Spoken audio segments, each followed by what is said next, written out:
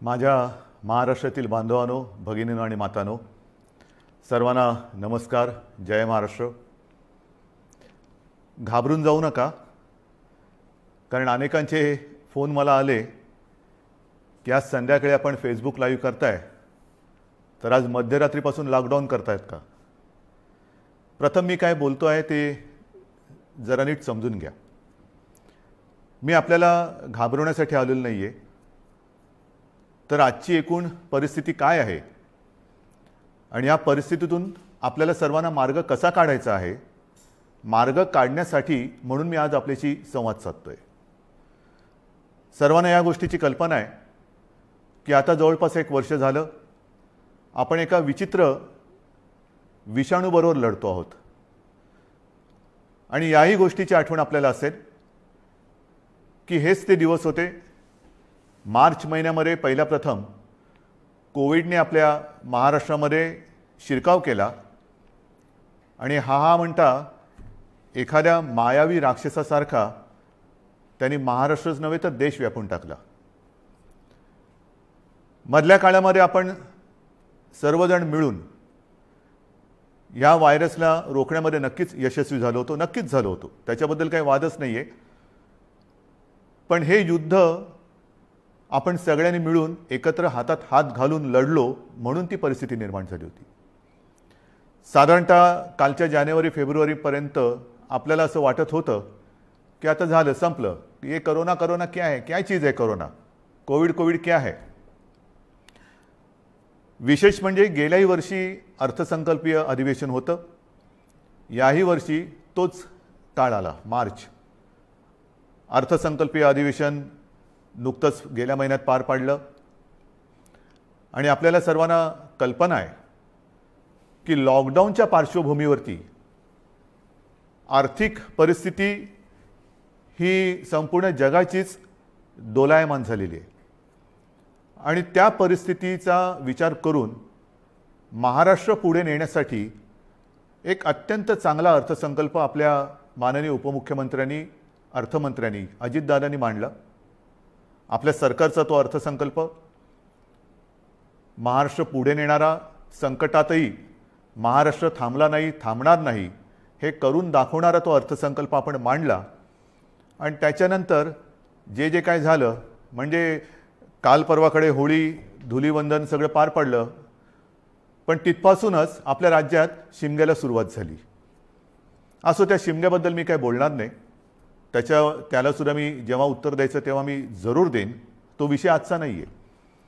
आजचा विषय आहे तो कोरोनाची परिस्थिती ही नेमकी काय, आपण काय करणार आहोत. मध्ये मध्ये मी आपल्याला सातत्याने सांगत आलेलो आहे की जर ही परिस्थिती अशीच राहिली तर आपल्याला परत एकदा लॉकडाऊन करावा लागेल की काय, अशी एक शक्यता मी बोलून दाखवली होती. ही शक्यता आजही पूर्णपणे टळलेली नाही आहे. मला आज पुन्हा एकदा आपल्याला सर्वांना आवाहन करायचं आहे, विनंती करायची आहे, कारण गेल्या वर्षभरामध्ये माझ्या महाराष्ट्रातील प्रत्येक बांधवांनी, भगिनींनी आणि मातांनी जे जे मी सांगत आलो ते अत्यंत आपुलकीने ऐकून घेतलं आणि त्याच्याप्रमाणे ते वागले. तुम्ही सगळे वागलात. यात सर्व धार्मिक नेते आले, सर्व धर्मीय आले, सर्व राजकीय पक्ष आले, त्यांचे कार्यकर्ते आले. आता काय झाले थोडंसं की मधला काळ जो आला त्या काळामध्ये आपण थोडे शिथिल झालो. आपण शस्त्र टाकली की काय अशी एक साधारणतः परिस्थिती निर्माण झाली. लग्न समारंभ थाटामाटात सुरू झाले, इतर पार्ट्या सुरू झाल्या, राजकीय मोर्चे, निदर्शनं, आंदोलनं, सगळं काही जणू काही कोरोना गेला अशा पद्धतीने आपण सुरू केलं. आणि तेव्हाही मी सांगत होतो की थोडा धीर धरा. पुन्हा एकदा मार्च एप्रिल एंडपर्यंत आपल्याला थोडासा एक संयम बाळगावा लागेल. दुर्दैवाने जी भीती केवळ मीच नव्हे तर ह्या विषयातले जे तज्ज्ञ आहेत त्यांनी जी व्यक्त केली होती ती खरी ठरली. मार्चच्या आधीपासूनच आपल्या राज्यामध्ये पुन्हा एकदा कोरोना मोठ्या राक्षसापेक्षा, म्हणजे गेला राक्षस होता त्याच्या डबल टिबल दुप्पट तिपटीने अकराळ विकराळ रूप धारण करून आलेलं आहे. त्याच्यामध्येच विषाणूचा नवा अवतार, म्हणजे हे पण नवल आहे. आत्तापर्यंत आपण आपले विष्णूचे अवतार ऐकले होते, ज्याचे आपण पूजन करतो. ज्या ज्या वेळेला संकट आली त्या त्या वेळेला भगवान विष्णूंनी वेगवेगळे अवतार घेतले आणि आपल्याला वाचवलं. पण हा विषाणू जो आहे तो वेगवेगळे अवतार धारण करून आपल्याला संकटात टाकतोय आणि आपली परीक्षा बघतोय. पुन्हा एकदा तीच गरज आहे. आपल्याला सर्वांना धैर्याने, सगळं धैर्य एकवटून लढण्याची गरज आहे. लॉकडाऊन करणार का, हा प्रश्न अजूनही मी उत्तर देत नाही. पण साधारणतः आत्ताची परिस्थिती काय आहे ह्याची कल्पना आपल्याला देण्याची मला पुन्हा एकदा गरज वाटते. जेव्हा ही परिस्थिती निर्माण झाली, किंबहुना कोविडची साथ सुरू झाली, आपल्याला पूर्ण माहिती आहे आपल्या राज्यामध्ये फक्त 2च ह्या विषाणूंची चाचणी जिथे होऊ शकते अशा प्रयोगशाळा होत्या. एक मुंबईमध्ये कस्तुरबा आणि दुसरी पुण्याला NIVची. आज त्या 2च्या जवळपास आपण 500 पर्यंत चाचण्या करणाऱ्या संस्था किंबहुना लॅब्स तयार केलेल्या आहेत. मुंबईमध्ये सुद्धा आपण दर दिवशी साधारणतः 50,000 चाचण्या आज करतो आहोत.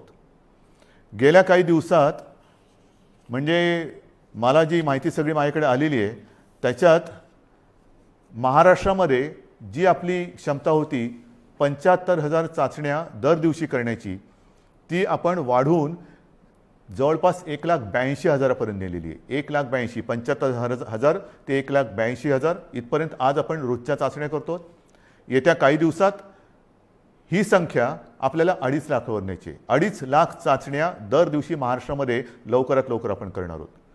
आणि याही चाचण्या ते रॅपिड अँटीजेननी नाही, तर त्याचं जे प्रमाण आहे, केंद्राची जी काय मार्गदर्शक तत्व आहेत, की साधारणतः 70% चाचण्या ह्या RT-PCR ह्या पद्धतीने झाल्या पाहिजेत.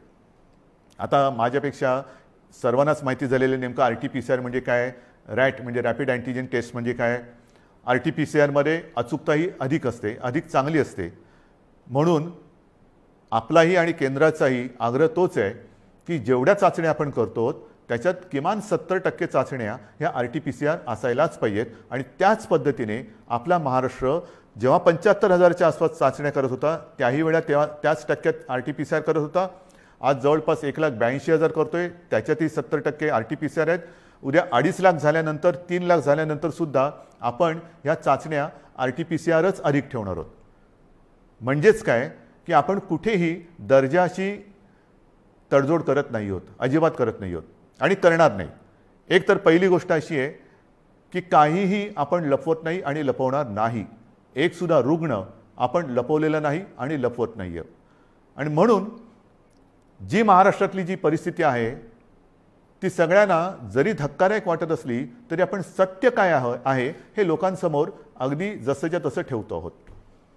मग काही जण मला म्हणतात की इतर राज्यांमध्ये बघा, बिहारमध्ये निवडणुका झाल्या, बंगालमध्ये चालू आहेत, आणखीन इकडे झालं, आणखीन तिकडे झालं, मग तिकडे वाढ नाही, तुमच्याकडे का. मला त्याच्याबद्दल बोलायचं नाही आहे, अजिबात बोलायचं नाही आहे. मला माझा महाराष्ट्र प्यारा आहे, मला माझी जनता ही प्यारी आहे. त्यांची जबाबदारी ही आज माझ्यावरती असल्यामुळे ती जबाबदारी मी आधीच बोललेलो आहे की मला कोणी विलन ठरवला तरी देखील मी ती पार पाडणारच, ते माझं कर्तव्य आहे. म्हणून तुम्ही घाबरून जाण्यासारखं काही नाही आहे. पण जशी ही टेस्टची संख्या मी तुम्हाला सांगितली त्याचप्रमाणे आपल्याकडे कोविड येण्याच्या आधी जेवढे काही बेड संपूर्ण महाराष्ट्रामध्ये होते त्याची संख्या काही हजारामध्ये होती, म्हणजे 10,000 सुद्धा नसेल कदाचित. कारण आधी आपण कधी कल्पनाच केली नव्हती की असं काहीतरी आकस्मिक संकट येईल आणि आपली त्रेधा तिरपीट उडेल. गेला मार्च महिन्यात तुम्हाला आठवतंय, बेड्स मिळत नव्हते, हॉस्पिटल्स मिळत नव्हते, उपचार मिळत नव्हते.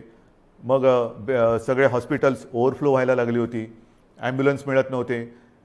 ह्या सगळ्या गोष्टी लक्षात घेतल्यानंतर आपण बेड्सची संख्या वाढवायला लागलो. महाराष्ट्र हे देशातलं पहिलं कदाचित एकमेव राज्य असेल की ज्याने अगदी फील्ड हॉस्पिटल्स उभारली लष्कराच्या धर्तीवरती. जसं लष्कर काम करतं तसं आपल्या महाराष्ट्राच्या यंत्रणेने काम केलं, आजही करते. जम्बो कोविड केअर सेंटर्स उभारली आणि काही हजारात, म्हणजे 8-10 हजार ज्या काही रुग्णशय्या होत्या त्याची संख्या आपण जवळपास 4.25 लाखापर्यंत नेली, सगळ्या काही मिळून. म्हणजे त्याच्यामध्ये इतर कोविड शिवाय असलेले beds, oxygen beds, ICU beds, विलगीकरणाचे बेड्स, डायलिसिसचे बेड्स असे मिळून साधारणतः 4.25 लाखापर्यंत ही सुविधा आपण वाढवली. ही मोठी आपली एक अचिव्हमेंट होती. आणि तेव्हाही मी म्हटलं होतं की लॉकडाऊनचा उपयोग हा संसर्ग थांबवण्यासाठी आहे आणि त्याच वेळेला आपल्या आरोग्य सुविधा वाढवण्यासाठी आहे. मग आता एवढीही रुग्णशय्या वाढवल्यानंतरही मी परत तुमच्याशी का काळजीने बोलतोय, ह्याचं कारण आजचं चित्र मी तुम्हाला सांगतोय. पहिली गोष्ट अशी की साधारणतः रुग्ण वाढ ही किती होते, किती झपाट्याने होते, त्याची थोडीशी मी तुम्हाला कल्पना देतो. आपल्याला माहिती आहे की जानेवारीच्या शेवटाला आणि फेब्रुवारीच्या सुरुवातीला फक्त मुंबईपुरतं बोलायचं झालं तर मुंबईमध्ये 300-350 रुग्ण हे दर दिवशी आपल्याला सापडत होते. आज ती संख्या 8,500वरती गेलेली एका महिन्याच्या कालावधीत. ही फक्त मुंबईची परिस्थिती आहे. महाराष्ट्राची परिस्थिती बघितली तर 17 सप्टेंबर 2020 म्हणजे तेव्हा जरा सगळं जास्त होतं, तेव्हा 3 लाख सक्रिय रुग्ण होते. 1 एप्रिलला आणखीन त्याच्यामध्ये भर पडलेली आहे. 17 सप्टेंबरला साधारणतः 31,000 मृत्यू झाले होते, 31,351. आता 54,900च्या आसपास झालेले आहेत. त्यावेळेला एका दिवशी आढळलेले रुग्ण हे 24,619 होते 17 सप्टेंबरला. आता 1 एप्रिलला एका दिवशी साधारणतः 43,183 रुग्ण आढळलेले आहेत. आज 2 तारीख. आज कदाचित 45,000चा आकडा आपण गाठू किंवा पार करू. कोणत्या दिशेने चाललेलो होतो आपण बघा. आणि याच वेगाने जर का ही रुग्णवाढ होत राहिली तर मी जे तुम्हाला सांगितलं त्याच्यात मी बेड्सची तुम्हाला कल्पना देतो. साधारणतः विलगीकरणच्या ज्या बेड्स आहेत त्या 2,20,000 आहेत महाराष्ट्रामध्ये. आत्ताच त्या 1,37,549 भरलेले आहेत, म्हणजे 62% हे बेड्स भरले गेलेत. ICUचे बेड्स हे 20,519 आहेत, ते जवळपास 48% आज भरलेले आहेत. ऑक्सिजनचे बेड्स आहेत ते सुद्धा 62,000च्या आसपास आहेत, ते 25%च्या आसपास आज भरलेले आहेत. व्हेंटिलेटर्स 9,347 ते पण 25% जवळपास आज वापरात आहेत. ही परिस्थिती फार चिंताजनक आहे आणि म्हणून मी आज आपल्याशी संवाद साधायला आलो की ही परिस्थिती अशीच राहिली तर आणखीन 15-20 दिवसामध्ये आपल्याला ह्या सगळ्या सुविधा ज्या आहेत त्या अपुऱ्या पडायला लागतील. मग काही जण म्हणतील सुविधा वाढवत का नाही? वाढवतो ना. मी आदेश दिलेले आहेत की जिथे जिथे आवश्यक आहे आवश्यकतेनुसार या सुविधा वाढवा. पण सुविधा वाढवणं म्हणजे काय करणं?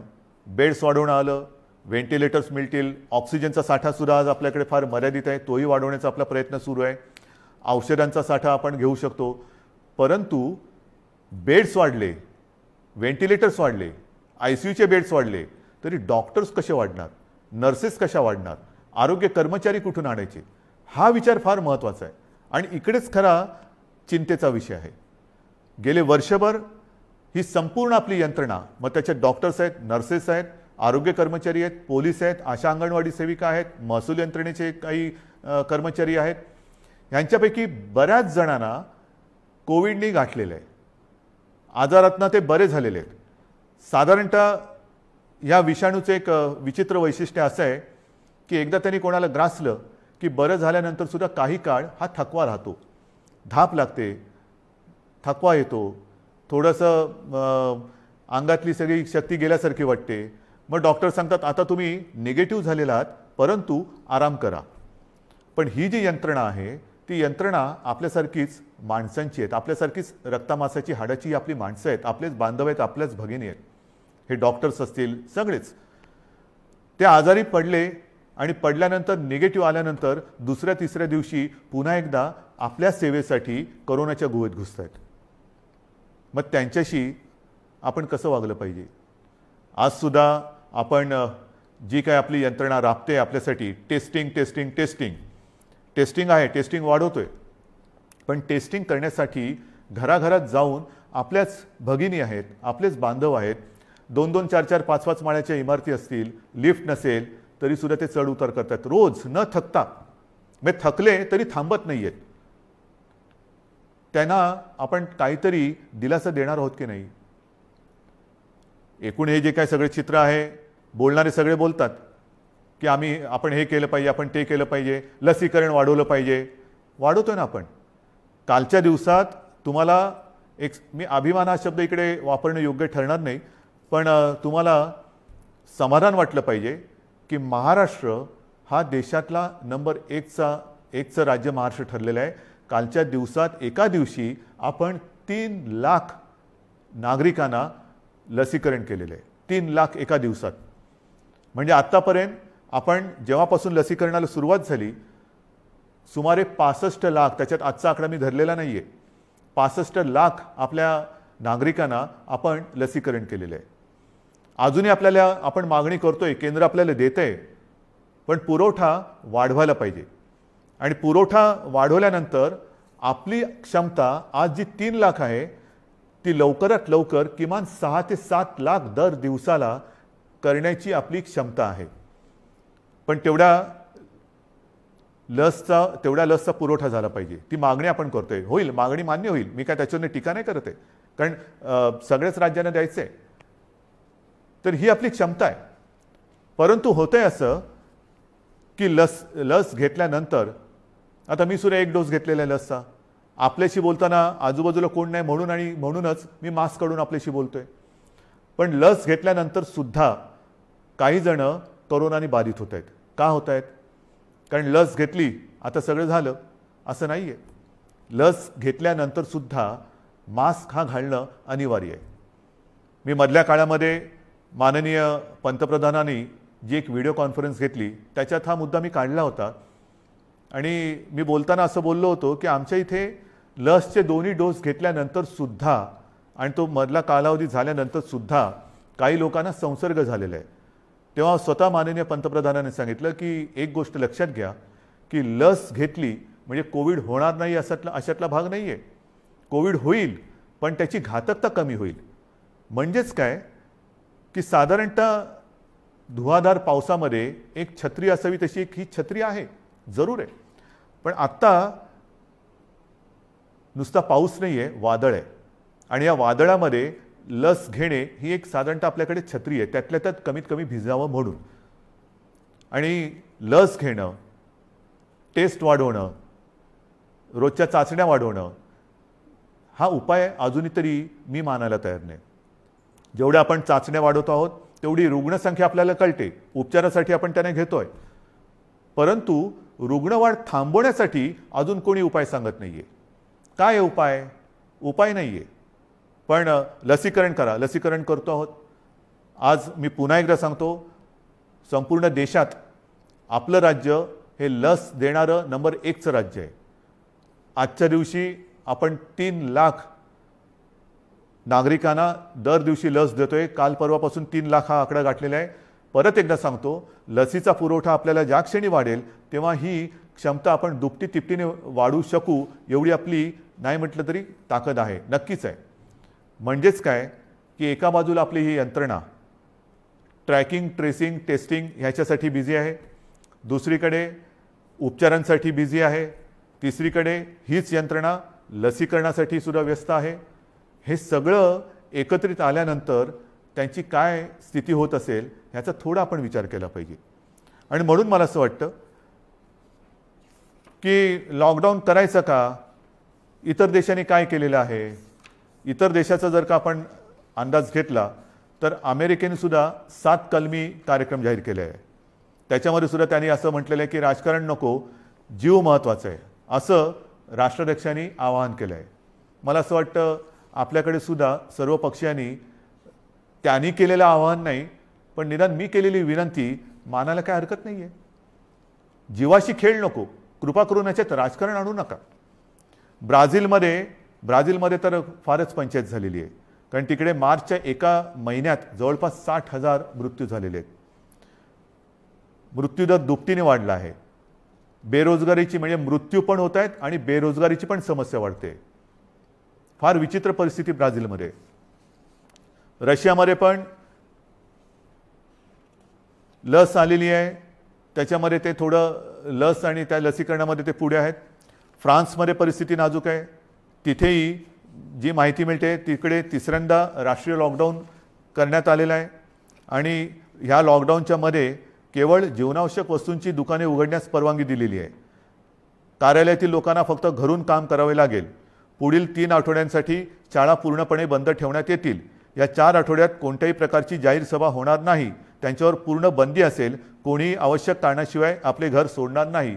हे मी तुम्हाला नाही सांगितलं, हे फ्रान्समधलं वातावरण तुम्हाला सांगतो. नाही तर तुम्हाला वाटेल मी आत्ताच काहीतरी लॉकडाऊन जाहीर केले काय.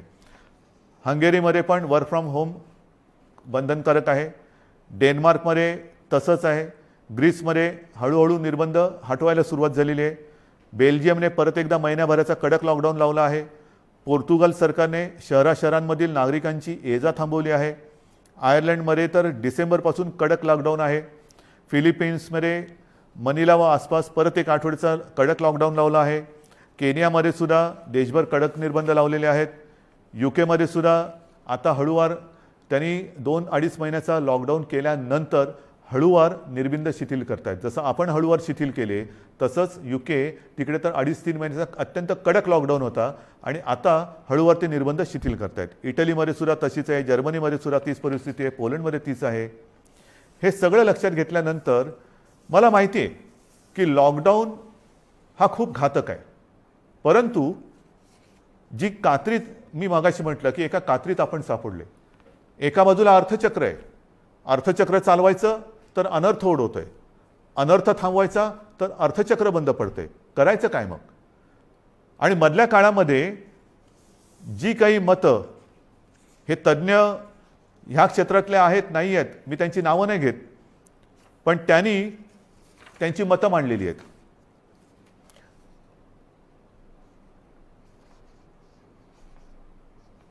सर्वसामान्यांना त्रास होईल अशी लॉकडाऊनची भूमिका, मी पक्षाचं नाव घेत नाही कारण मला राजकारण आणायचं नाही, आम्ही खपवून घेणार नाही. तुम्हाला आलेला झटका म्हणजे नियम नको. महाराष्ट्रामध्ये कोरोनाचं नाटक पुन्हा सुरू झालेलं आहे. कोरोनाच्या संसर्गाला लॉकडाऊन हा पर्याय नाही. आम्ही लॉकडाऊनला जोरदार विरोध करू, रस्त्यावरती उतरू. हिटलरसारखं वागू नका. सर्वसामान्य जनतेला लॉकडाऊन परवडणारा नाही. जनता आधीच लॉकडाऊनला कंटाळली आहे. त्यामुळे राज्यात लॉकडाऊन लावणे हा पर्याय नव्हे. लॉकडाऊन हा अंतिम पर्याय होऊ शकत नाही. लॉकडाऊन लावायचं असेल तर आधी रोजगाराचे पैसे 5,000 रुपये का काय ते थेट खात्यात जमा करा. एका उद्योगपतीने सांगितले की लॉकडाऊन लावण्याच्या ऐवजी आरोग्य सुविधा वाढवा. आता आरोग्य सुविधा मी तुम्हाला सांगितली काय परिस्थिती आहे. गेल्या वर्षभरात आपण एवढी आरोग्य सुविधा वाढवली, अजूनही वाढवतो आहे. पण मुद्दा असा येतो की हे जे काही आपल्याला सल्ले देत आहेत त्यांना मी सांगू इच्छितो हात जोडून, उद्योगपतींना सांगतो, म्हणजे त्या ज्यांनी सांगले सगळ्या उद्योगपतींबद्दल नाही, की आरोग्य व्यवस्था वाढवतो मी, बेड्स वाढवतो, सगळं वाढवतो, पण कृपा करून रोज मला किमान 50 डॉक्टर्स, नर्सेस, आरोग्य कर्मचारी यांचा महाराष्ट्रभर पुरवठा होईल अशी काहीतरी सोय करा. कारण नुसतं फर्निचरचं दुकान म्हणजे आरोग्य सुविधा नाही आहेत. त्याच्यामध्ये व्हेंटिलेटर आल्यानंतर व्हेंटिलेटर वापरणारे सुद्धा तज्ज्ञ लागतात. ऑक्सिजन किती द्यायचा, किती प्रमाणात द्यायचा याच्यासाठी सुद्धा त्या विषयातला तज्ज्ञ लागतो. अगदी रेमडेसिवीर द्यायचं झालं तरी ते कसं दिलं पाहिजे ते समजणारा डॉक्टर लागतो. ही तज्ज्ञ लोक आणि डॉक्टर्स ही कुठून आणायची. आणि ही परिस्थिती जर का बघितली तर मला तुमच्याकडनं हीच अपेक्षा आहे.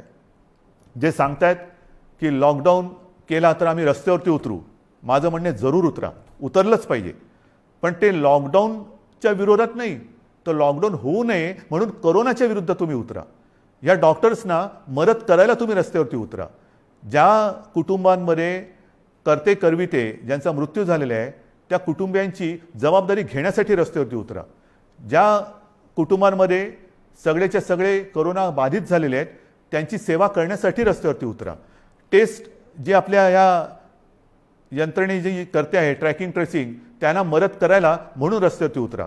नुसतं बोलायला ठीक आहे, अमुक केलं तर आम्ही रस्त्यावरती उतरू, माझं म्हणणं तर उतराच, रस्त्यावरती उतरा. कारण आता आपल्याला ही लढाई तशीच लढावी लागणार आहे. हातात हात घालून ही लढाई लढावी लागणार आहे. अनेक ठिकाणी मी बघतोय सभा समारंभांना तुडुंब गर्दी होते, बाजारपेठा फुलून गेलेल्या आहेत. थोडंसं धीर धरा. अनेक जणांना असं वाटतंय मास्क काय लावतोय तू. अरे मास्क न लावण्यामध्ये शौर्य काय शौर्य आहे. मी मास्क वगैरे वापरत नाही. मी मास्क वापरणार नाही. काय शूर आहेस? मास्क न वापरणं ह्याच्यात शूरता नाही आणि मास्क लावणं त्याला लावायला लाजायची गरज नाही आहे. परत एकदा सांगतो की वॅक्सिन घेतल्यानंतर सुद्धा मास्क हा लावायलाच पाहिजे, अंतर ठेवलंच पाहिजे, हात धुत राहिलंच पाहिजे.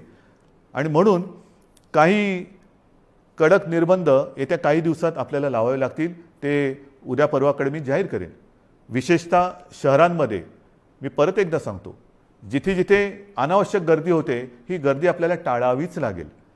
जी खाजगी कार्यालय आहेत त्या कार्यालयांना सुद्धा आपण प्रत्येकाला सूचना दिलेल्या आहेत. सूचनावलीच म्हणा ना, की लग्न समारंभात किती लोक पाहिजेत, ऑफिसमध्ये किती उपस्थिती पाहिजे, बसमधनं किती लोक गेले पाहिजे. आता ट्रेनमध्ये मुंबईमध्ये मी सांगेन की मी सांगितलं होतं की पीक अवर नॉन पीक अवर आता सगळं तुडुंब भरून चाललेलं आहे, रेस्टॉरंट्स भरून चाललेली आहेत. आता हे जर आपण थांबवलं नाही आणि परिस्थिती अशीच हाताबाहेर गेली आणि जसा ब्राझीलमध्ये दुर्दैवाने आता अशी परिस्थिती झालेली की लॉकडाऊन नाही आहे पण शुकशुकाट झालेलं आहे, म्हणजे रस्त्यावर फिरत असतील लोक पण रोजगार गेले आणि जीवही गेले. मग काय राहिलं? जीव वाचवायचा की रोजगार वाचवायचा? रोजगार आपल्याकडे आहेत, रोजगार परत मिळतील पण गेलेला जीव परत आणता येणार नाही. आणि म्हणून मी आपल्याला नम्रपणाने विनंती करतोय की येत्या काही दिवसांमध्ये, 1-2 दिवसांमध्ये मी आणखीन काही जणांशी बोलतोय. काही त्याच्यात यातले तज्ज्ञ असतील, विविध राजकीय पक्ष आहेत, विविध मी पत्रकारांशी बोलेन. मला वेगळा काही उपाय असला तर पाहिजे. लॉकडाऊन हा उपाय नाही मान्य, पण मग ही संसर्गाची साखळी तोडायची कशी? लसीकरण वाढवतोच आहे पण लसीकरण देऊनही कोविड होत नाही अशातला भाग नाही.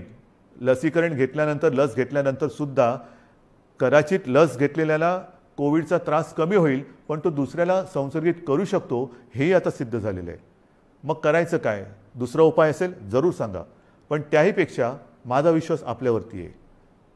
कारण तुम्हीच या युद्धातले खरे सैनिक आहात. हे युद्ध आपल्या सगळ्यांचं आहे, हे एकट्या दुकट्याचं युद्ध नाही आहे. ज्या गोष्टी मी तुम्हाला सांगितल्या आपण नाही पाळू शकत. कारण नसताना घराबाहेर पडू नका, नाही घरात थांबू शकत. अनावश्यक ठिकाणी गर्दी करू नका, गर्दी टाळू नाही शकत. गरज नसेल तर इकडे तिकडे फिरू नका, हे फिरणं टाळू नाही शकत. सार्वजनिक ठिकाणी फिरताना घराबाहेर पडल्यानंतर मास्क लावलाच पाहिजे, मास्क घालू नाही शकत. एकमेकात थोडं अंतर ठेवा, अंतर ठेवू नाही शकत. म्हणजे लॉकडाऊन आपण टाळू शकतोय पण टाळणं ही जिद्द, ज्या जिद्दीने तुम्ही पहिल्यांदा लढलात त्या जिद्दीने पुन्हा जर का उतरलात तर आपल्याला, मी अजूनही म्हणतो आता थोडा काळ राहिलेला आहे. कारण परिस्थिती तुम्हाला मी सांगितले, अशीच रुग्णवाढ होत राहिली तर 15-20 दिवसात हॉस्पिटल्स तुडुंब भरून जातील. काही काही जिल्ह्यामध्ये आत्ताच ही परिस्थिती आलेली आहे. ऑक्सिजनसुद्धा कमी पडू शकतोय, व्हेंटिलेटरसुद्धा कमी पडू शकतात. ही परिस्थिती आजही आपण स्वयंशिस्तीने टाळू शकतो. संसर्गाची लाट, कोरोनाला आपण रोखू शकतो. रोखण्याची जिद्द ही तुमच्यात आहे की नाही हा फार महत्त्वाचा प्रश्न आहे. सरकार लॉकडाऊन करणार की नाही यापेक्षा प्रत्येकाने ठरवलं पाहिजे की मी कोरोनाला हरवणार की नाही, मी कोरोनाला रोखणार की नाही. हे जर का तुम्ही प्रत्येकाने ठरवलं, होय मी रोखणारच. कारण आपण गेले वर्षभर माझे कुटुंब माझी जबाबदारी असेल, आता पुन्हा मी प्रत्येकाला सांगितले की मी जबाबदार, माझा मास्क माझी सुरक्षा. ह्या सगळ्या ज्या काही गोष्टी आहेत नवीन, ह्याच्यात काहीही नाही. जे पहिल्या दिवशी होतं ते आजही आहे. फक्त थोडंसं काय झालं की सुरुवातीला जी एक कोरोनाची दहशत होती ती दहशत गेली, आपण गाफील झालो आणि कोरोनाने बरोबर आपल्याला गाठलं. अजूनही कोरोनाने आपल्यावरती मात केलेली नाही, मी त्याला करू देणार नाही, अजिबात नाही. मात आपणच त्याच्यावरती करायची आहे.